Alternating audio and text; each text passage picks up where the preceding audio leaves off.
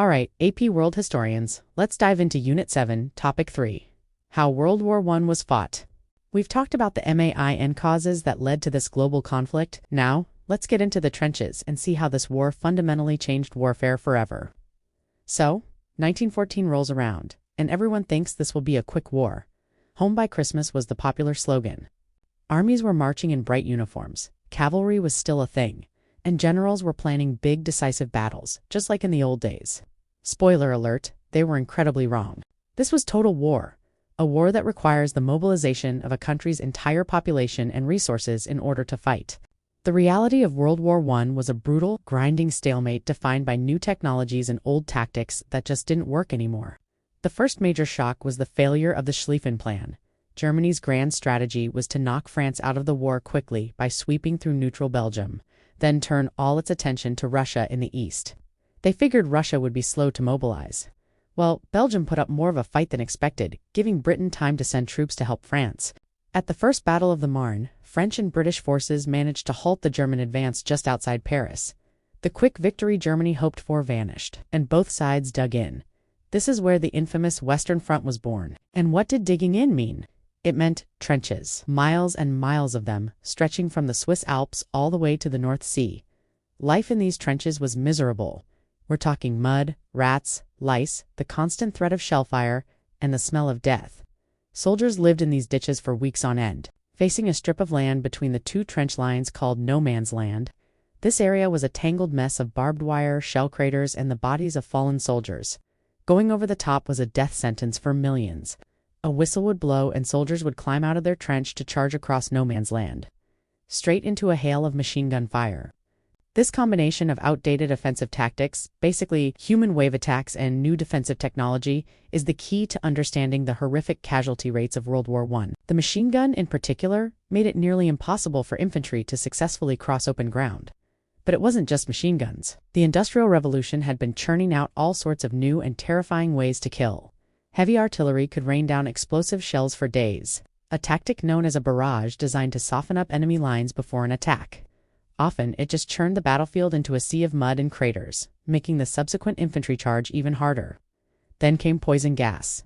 First used on a large scale by the Germans at the Battle of Ypres. Chlorine gas, phosgene gas, mustard gas, these chemical weapons caused horrific suffering, blistering the skin, burning the lungs, and blinding soldiers. It was a new kind of terror that led to the development of gas masks, another iconic and grim image of the war. To break the stalemate of the trenches, both sides desperately sought new technology. The British introduced the tank. These early tanks were slow, clunky, and often broke down.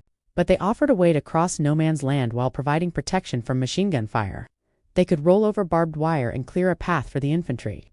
While they weren't the war-winning weapon everyone hoped for at first, they showed the potential for future armored warfare. The war also took to the skies. At first, airplanes were just used for reconnaissance, flying over enemy lines to see what they were up to. But soon, pilots started dropping grenades and even shooting at each other with pistols. This quickly evolved into planes with mounted machine guns, leading to aerial dogfights between flying aces like Germany's Red Baron. Strategically, planes were also used for bombing raids on cities and supply lines, bringing the war home to civilians in a new way. And let's not forget the war at sea. Britain's powerful navy set up a naval blockade of Germany, hoping to starve them into submission by cutting off food and supplies. Germany responded with a new naval weapon of its own, the U-boat, or submarine. They declared unrestricted submarine warfare, meaning they would sink any ship, including civilian and neutral vessels, that they believed was heading to Britain. This strategy was highly effective but also incredibly risky. The sinking of the British passenger liner Lusitania in 1915, which had over 100 Americans on board, outraged the United States and was a major factor in pushing America towards joining the war. While the Western Front is the most famous image of World War I, it's crucial to remember this was a global conflict. The Eastern Front between Germany and Austria-Hungary on one side and Russia on the other was much more mobile. The distances were greater and trench lines were less extensive. However, the fighting was just as brutal and Russia suffered immense casualties, which contributed to the political instability that led to the Russian Revolution in 1917. There was also fighting in the Italian Alps, a brutal mountain campaign between Italy and Austria-Hungary. In the Middle East, the Ottoman Empire joined the Central Powers. The British, with figures like T.E. Lawrence or Lawrence of Arabia, encouraged Arab revolts against Ottoman rule, promising them independence after the war promises that would later be broken. The Gallipoli campaign was a disastrous attempt by the Allies to knock the Ottoman Empire out of the war by capturing the Dardanelles Strait. It failed, resulting in massive casualties for Allied troops, particularly those from Australia and New Zealand, the ANZACs. The war effort wasn't just fought by soldiers, it was a total war, meaning that entire nations mobilized their economies and populations for the war effort. Governments took control of industries, rationed food and fuel, and used propaganda to maintain public support and demonize the enemy. Women played a critical role, taking over jobs in factories and on farms that were left vacant by men who went to fight. They also served as nurses near the front lines, facing the horrors of war firsthand. Colonies were also drawn into the conflict. Empires like Britain and France recruited millions of soldiers and laborers from their colonies in Africa and Asia. Men from India, Senegal, Vietnam, and many other places fought and died in Europe for an empire's war. Their contributions were vital, but their hopes for greater freedom or independence in return were largely ignored after the war, planting seeds for future anti-colonial movements. By 1917, the war had taken a massive toll on all sides. The stalemate seemed unbreakable and morale was plummeting. But two key events that year changed everything. First, Russia, racked by revolution and internal chaos, pulled out of the war. This was a huge win for Germany, as they could now move all their troops from the Eastern Front to the Western Front for one final push. But at the same time, the United States entered the war. Germany's resumption of unrestricted submarine warfare and the discovery of the Zimmermann telegram, a secret message where Germany tried to get Mexico to attack the U.S., and that was the last straw. The arrival of fresh American troops and vast American industrial resources tipped the balance decisively in favor of the Allies.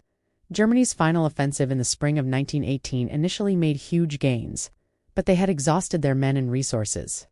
The Allied counterattack, bolstered by the Americans, pushed the Germans back. By the fall of 1918, the German High Command knew the war was lost.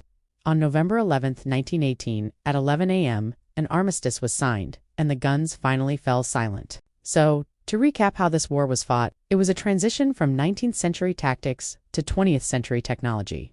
It became a war of attrition, fought in static trenches on the Western Front, defined by machine guns, artillery, and poison gas. New technologies like tanks, airplanes, and submarines were introduced to try and break the stalemate. It was a total global war that mobilized entire societies and empires, and ultimately, its unprecedented scale and brutality reshaped the world.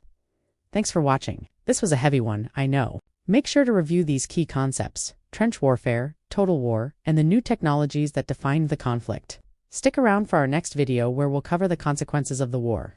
Don't forget to like and subscribe for more AP World Review. See you next time.